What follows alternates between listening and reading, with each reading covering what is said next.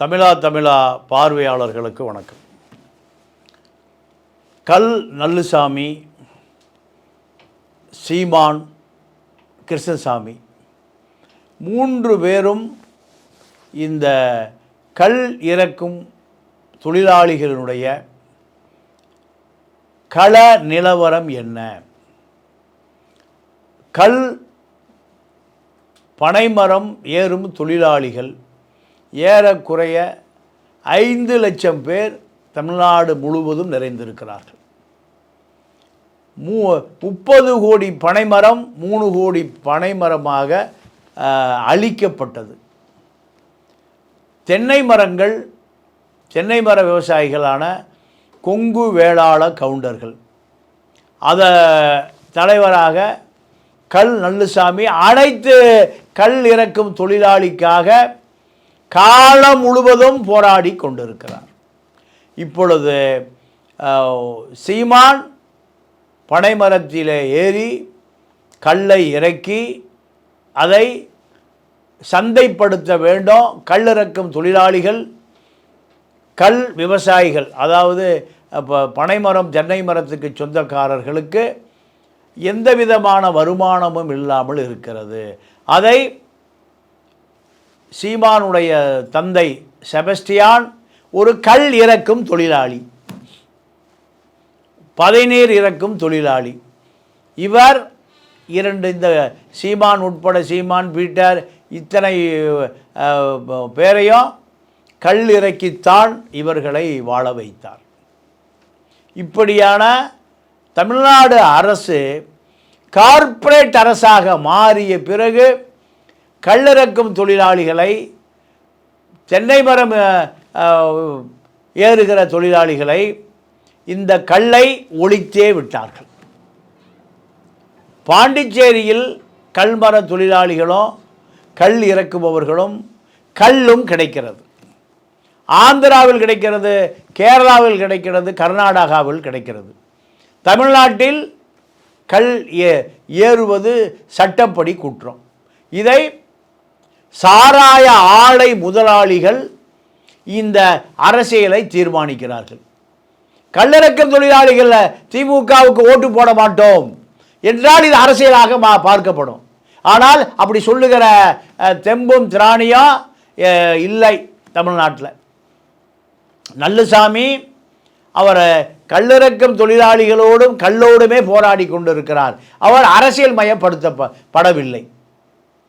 கல்லிறக்கும் தொழிலாளிகளோ, நீங்கள் நாடார் சமூகமோ திமுகவுக்கு வாக்களிக்க மாட்டோம், அதிமுக வந்தால் அதிமுகவுக்கு வாக்களிக்க மாட்டோம், எங்களுடைய கோரிக்கைகளை யார் ஏற்றுக்கொள்கிறார்களோ அவர்களைத்தான் நாங்கள் அங்கீகரிப்போம் என்று பேசுவதற்கு நாடார் மகாஜன சங்க கரிகோல் ராஜு அவரை இதில் தலையிடுவதே இல்லை. 10,000 கோடி ரூபாய் நாடார் மகாஜன சங்க ட்ரஸ்ட் இருக்குது, அவருக்கு அது போதும். 5 வருடத்திற்கு ஒரு முறை அவர் சேர்த்து வைத்திருக்கிற உறுப்பினர்கள் மூலம் நாடார் மகாஜன சங்க அறக்கட்டளை 10,000 கோடி ரூபாய் அறக்கட்டளை அவர் கட்டுப்பாட்டில் இருந்தால் போதும், வேறு ஒன்றும் தேவையில்லை. தேர்தல் வருகிற பொழுது ராமச்சந்திர ஆதித்த மகன் மாலை முரசு ஆதித்தன், எர்ணாவூர் நாராயணன், இது போன்ற என்ஆர்டி தனபால், இந்த நாடார் தலைவர் என்று சொல்லிக்கொள்ளுகிற நாடார்கள் பின்னாலே இல்லாத இவர்கள் தேர்தலுக்கு 2 மாதம் முந்தி வருவார்கள். மக்கள் ஒன்றும் ஓடு போட மாட்டான், வீட்டுக்கு போயிடுவான், அவ்வளோதான். ஆனால் இந்த கல்லிறக்கும் தொழிலாளி, பனைமரம், இது இந்த மக்களுக்கான எந்த வருமானம் இல்லை. கல் இறக்கினால் அது ஒரு பனைமரத்துக்கு 1000 ரூபாய் கிடைக்கும். 50 பனைமரம் இருந்தால் 50,000 அந்த குடும்பத்துக்கு போய் சேரும். தென்னை மரத்துக்கு 1000 ரூபா. கல்லிறக்கிற தென்னை மரம் ஒரு தோப்பில் ஒரு 200 இருந்தால் 2 லட்சம் ரூபா அந்த தோப்புக்கு வருமானம். இது ஒரு விவசாய வேளாண்மை வருமானம். இதை கார்ப்பரேட்டுகள், Kerala corporate Vayalar Ravi, MP distilleries Purushothaman, Balaji distilleries, இப்படி கர்நாடகா, ஆந்திரா, கேரளா முதலாளிகள் தமிழக கல்லிறக்கும் தொழிலாளிகளையும் கல்லையும் மர விவசாயிகள் கொங்கு வேளாளர்களையும் வஞ்சிக்கிறதை இந்த திமுக அரசு அங்கீகரிக்கிறது. இது மாநாடு போட்டு இவர்களை அம்பலப்படுத்தக்கூடிய தெம்பும் திராணியும் யாருக்கும் இல்லை. அதிமுக வந்தால் அதிமுகவுக்கு இந்த கார்ப்பரேட்டுகள் கட்டுப்படுத்துகிறார்கள், திமுக வந்தால் திமுக கட்டுப்படுத்துகிறார்கள். இப்பொழுது இந்த கார்ப்பரேட்டுகளுக்கு ஏஜெண்டாக கிருஷ்ணசாமி களமிறங்கி இருக்கிறார். கிருஷ்ணசாமி தேவேந்திர குல வேளாளர் மக்களுடைய பிரதிநிதியாக அடையாளப்படுத்தப்பட்டு அவரை இப்போ சீந்துவதற்கே ஆள் இல்லை. ஜான் பாண்டியனும் பசுபதி பாண்டியனும் செய்த அந்த தேவேந்திர குல வேளாளர் தியாகங்களை, அரசியலை கிருஷ்ணசாமி சில காலம் அறுவடை செய்தார். கிருஷ்ணசாமி அறுவடை செய்து இப்போ கிருஷ்ணசாமியிடம் முதல் முறையாக எம்எல்ஏவாக இருந்த நபர் இப்போது இல்லை. தேவேந்திர குல வேளாளர் வாக்குகளை அடமான வைத்து தன்னை வளப்படுத்தி கொண்டு தான் இப்போ ஆர்எஸ்எஸ்ஸாக மாறிட்டார்.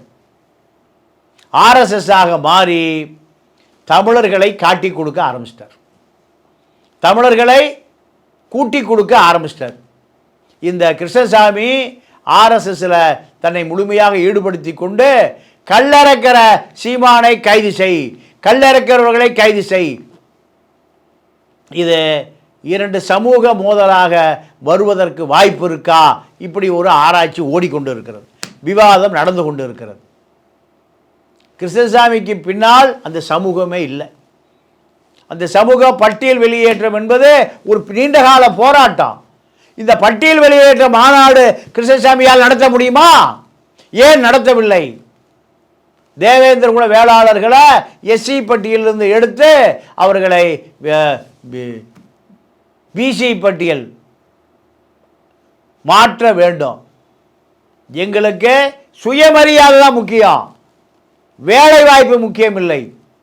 இந்த போராட்டத்தை அவர்கள் நடத்துகிறார்கள், அது நியாயமான போராட்டம். அவர்களை 1935 சாணார்கள் என்று எஸ்சி பட்டியலில் இருந்த நாடார்களை பட்டிவீரம்பட்டி சவுந்தரபாண்டிய நாடாராக பிசியாக மாற்றினார். மாற்றிய பிறகு இன்னைக்கு அந்த சமூகம் ஒரு பெரிய முற்பட்ட சமூகமாக, அண்ணாச்சி சமூகமாக, நாடார் சமூகமாக, வியாபார சமூகமாக, தொழிலதிபர் சமூகமாக மாறி இருக்கிறது. ஏறக்குறைய 90 ஆண்டு காலத்தில் 35 இன்னைக்கு 25 வந்தால் 100 ஆண்டு முடிந்து விடுகிறது. அதைத்தான் அந்த சமூகம் கேட்கிறது. தேவேந்திர குல வேளாளர் சமூகம் அதைத்தான் கேட்கிறது. நாங்களும் 100 ஆண்டில் எங்களுடைய எஸ்சி இந்த இழிநிலை மாற்றி விடுவதற்கான அடுத்த சந்ததிகளுக்கான போராட்டத்தை முன்னெடுங்கள் தலைவர்களே. இப்போ அதற்கான எந்த ஆய்வும் செய்யப்படவில்லை. கிருஷ்ணசாமி கல் இறக்குவதை மட்டும் இப்போ ஆர்எஸ்எஸ் கார்ப்பரேட் முதலாளிகள், சாராய ஆலை அதிபர்களுடைய குரலாக மாறி போயிருக்கார். பட்டியல் வெளியேற்றம் என்னாச்சு கிருஷ்ணசாமி அவர்களே? ஆர்எஸ்எஸ்ஸிடம் நீங்கள் போராடி பட்டியல் வெளியேற்றத்தை 1935 இருந்து இந்த பட்டியல் வெளியேற்றம் ஒரு போராட்ட களமாகவே இருக்கிறது. சாணார்கள் நாடார்களாகி விட்டார்கள். ஆனால் இந்த எஸ்சி பட்டியலில் பள்ளர்களை தேவேந்திர குல வேளாளர்களாக மாற்றுங்கள், எங்களுக்கு இந்த இழிநிலை வேண்டாம். இதைத்தான் தியாகி இமானுவேல் கோரிக்கை. அவருடைய மரணத்திற்கான போராட்டமே அதுதான். இந்த போராட்டம் பல ஆண்டு காலம் நடந்து கொண்டு இருக்கிறது. இதை கூர்மைப்படுத்த வேண்டியது கிருஷ்ணசாமியினுடைய வேலை, இதை வேகப்படுத்த வேண்டியது கிருஷ்ணசாமியுடைய வேலை. ஆனால் இவர் அதையெல்லாம் மறந்துவிட்டு கார்ப்பரேட்டுகளுக்காக, சாராய ஆலை அதிபர்களுக்காக ஆர்எஸ்எஸ் எதை சொல்லுகிறதோ அதை சொல்லுகிற ஊதுகுழலாக மாறிவிட்டார். நல்லசாமியினுடைய போராட்டம் நியாயமான போராட்டம். கல் நல்லுசாமி காவேரி நல்லுசாமியாக மாற வேண்டும் என்பதுதான் நம்முடைய நீண்டகால கோரிக்கை. காவிரி பிரச்சனை தமிழ்நாட்டில் ஜீவாதார பிரச்சனை, அதையெல்லாம் அனைத்து கட்சியும் மறந்துட்டான். கர்நாடக அணை பல முறை நிரம்பி வழிகிறது இந்த வருஷத்தில், இந்த 6 மாதத்தில். ஆனால் ஒரு முறை கூட டெல்டாவுக்கு தண்ணி வந்த பாடில்லை. குறுவை காய்கிறது, குறுவை விளையவில்லை. அங்கே விவசாய நிலம் 3 மடங்கு விரிவுபடுத்தப்பட்டிருக்கு. இங்கே 3 மடங்கு விவசாய நிலம் 1 மடங்காக சுருங்கி போனது. திராவிட அரசு, திராவிட இயக்கங்கள் தமிழர்களை வஞ்சித்து வருகிறது.